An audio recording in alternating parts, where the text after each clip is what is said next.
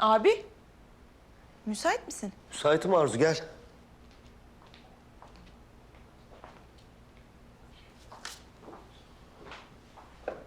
Bu kaçıncı versiyonu abi? Hepsi birbirinden güzel. Bilmem, bu da sonuncu versiyon işte. Beğendin mi? Yani şu çizdiklerine bakınca inan içim acıyor abi. Neden mimarlığa devam etmedin diye. Birilerinin aile işlerine sahip çıkması gerekiyordu. Tam da babamın istediği gibi mimarlık hobi olarak kaldı. Peki İtalya'da kalıp mimarlığa devam etseydim dediğin olmuyor mu hiç? Yok. Orada olmak başka bir şey. Mutluyum ben burada. Döndüğüme pişman falan değilim yani eğer sorduğun oysa. Yani bir bakıma oydu.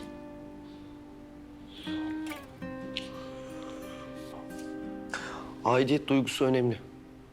Yani öyle dalından kopmuş bir yaprak gibi oradan oraya sürüklenmeyi sevmiyorum.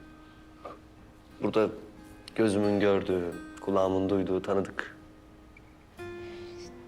Peki Ece de seninle birlikte gelseydi her şey daha farklı olur muydu abi? Ben o defteri kapatalı yıllar oldu Arzu. Özür dilerim abi. Önemli değil.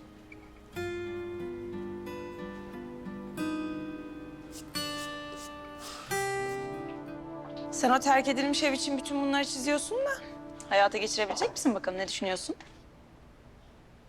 İnsanın kendine ait hissettiği yerde kendisi için yaptığı bir evi de olmalı bence. Herkes buradan çekiniyor.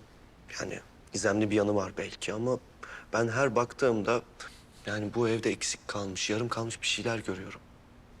Yani abi şu çizdiklerine bakınca herkesten farklı baktığın çok açık. Bilmiyorum. Yani beni çeken bir şey var bu evde. Sanki böyle yarım kalmış, tamamlanmayı bekleyen bir hikaye gibi. Sanki ben böyle orayı elden geçirip yeniden yaparsam bir şeyler yerli yerine oturacakmış gibi geliyor. Mimarlık inşaatçılık değildir. Her çizdiğinin bir duygusu, bir hikayesi olacak demiştin bana. Şimdi daha iyi anlıyorum ne demek istediğini. Anlayacağın Arzucuğum, abim bu eve kafayı takmış. Fatma Ana'yı ikna edersem burası için güzel bir şeyler yapacağım. Ne güzel işte bak, hem mimarlığı da bırakmamış olursun. Aynen, hobi olarak mimarlığa devam. Tıpkı benim ziraat mühendisi olup resim yapmam gibi. Tabii. Sen ressam, hobi olarak, ben mimar, hobi olarak. Lavanta gül yetiştirir, geçinir gideriz. Fena mı?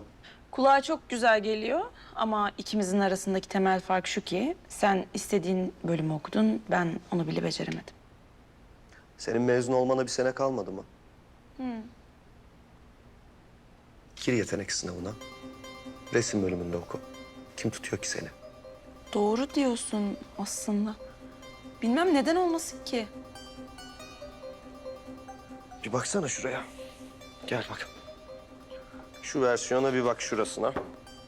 Neymiş bu? Resim atölyesi. Hadi canım. Senin için yaptım. İstediğinde kafanı dinleyip kaçabileceğin bir yerin olsun değil mi? Ressam hanım. Canım abim benim, çok sağ ol. Bir bak bakalım eksik bir şey var mı tamamlanacak falan. Çok güzel olmuş, eline sağlık.